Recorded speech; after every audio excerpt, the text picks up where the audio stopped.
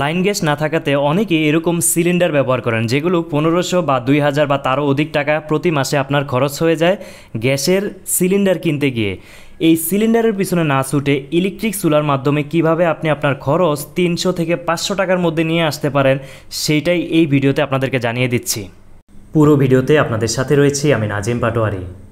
অনেকেই নিজের বাসায় অথবা ভাড়া বাসায় এরকম সিলিন্ডার ব্যবহার করেন। কোনো মাসে আপনার 20 দিন যায়, কারো কারো ক্ষেত্রে এটা 15 দিন যায়, সেক্ষেত্রে 2টা সিলিন্ডার লাগে। এরকম একটি ছোট সিলিন্ডার কিন্তু প্রায় 1500 টাকা বা 1400 টাকা কম বেশি হয়ে থাকতে পারে।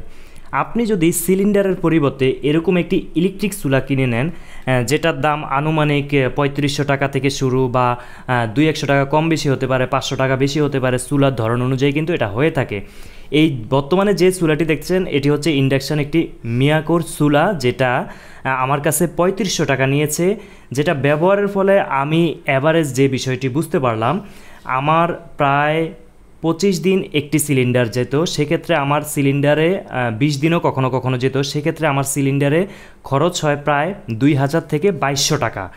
আর আমি এই মিয়াকোর যে ইলেকট্রিক চুলাটি কিনেছি সেটা আমি দৈনিক হিসাবে অ্যাভারেজ একটি বিল বের করেছি, যার প্রেক্ষিতে আমি দেখলাম যে একটা সাধারণ ফ্যামিলির যাদের মিড রেঞ্জের রান্নাবান্না হয় তাদের জন্য এরকম একটি ইলেকট্রিক চুলায় 300 থেকে 500 টাকা বিলের মধ্যেই কিন্তু সে তার রান্নাবান্না শেষ করতে পারবে, যেটা তার সিলিন্ডারে প্রায় 2000 টাকা লাগতো।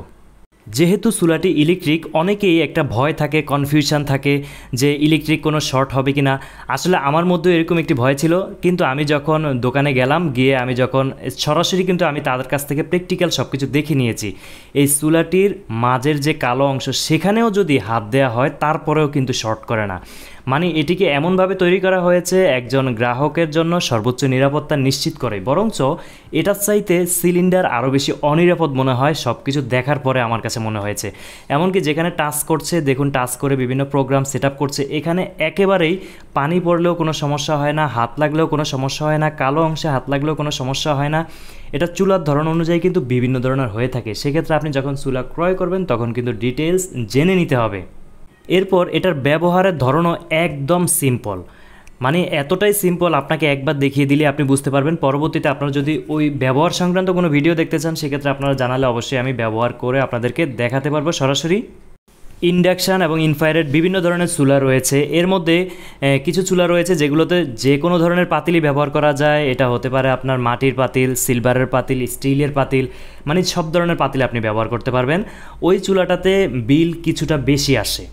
আর যেটা ইনফ্রারেড সেই ইন্ডাকশান চুলা যেটা, সেই চুলাগুলোতে যেমন দেখতেছেন এই চুলাগুলোতে তুলনামূলক বিল কম আসে এবং এই চুলাগুলোতে স্টিলের পাতিল ব্যবহার করতে হয়।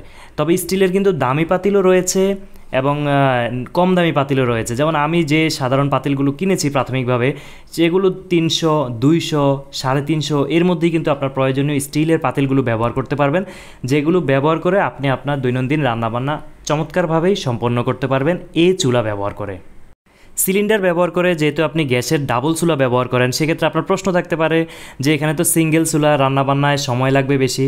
এই চুলাগুলো কিন্তু ডাবলও রয়েছে, মানে এটা সিঙ্গেল দেখছেন সেটা ডাবল সেটের রয়েছে, সেটা আপনি ব্যবহার করে রান্নাবান্নায় কিন্তু অ্যাজ ইউজাল আপনার 2200 ওয়াটের আছে, 2000 ওয়াটের আছে, যেটা আপনি গ্যাসের সিলিন্ডার দিয়ে যে রান্নাবান্নাটা করেন যেরকম সময় লাগে এটাতেও প্রায় সিমিলার সময় লাগে রান্নাবান্না সম্পন্ন হতে।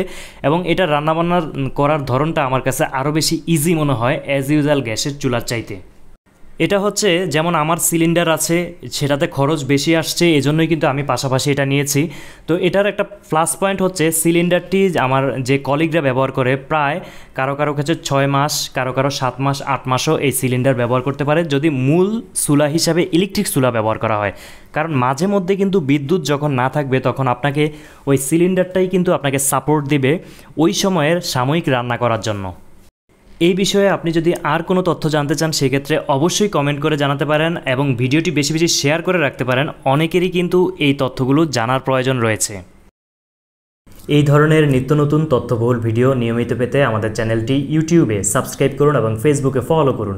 এই ভিডিও সংক্রান্ত আপনার কোনো প্রশ্ন থাকলে অথবা আপনার কোনো মন্তব্য থাকলে যে কোনো বিষয়ে আপনি কমেন্ট করে আমাদেরকে জানাতে পারেন। আমাদের সাথে থাকার জন্য অসংখ্য ধন্যবাদ। আল্লাহ হাফেজ।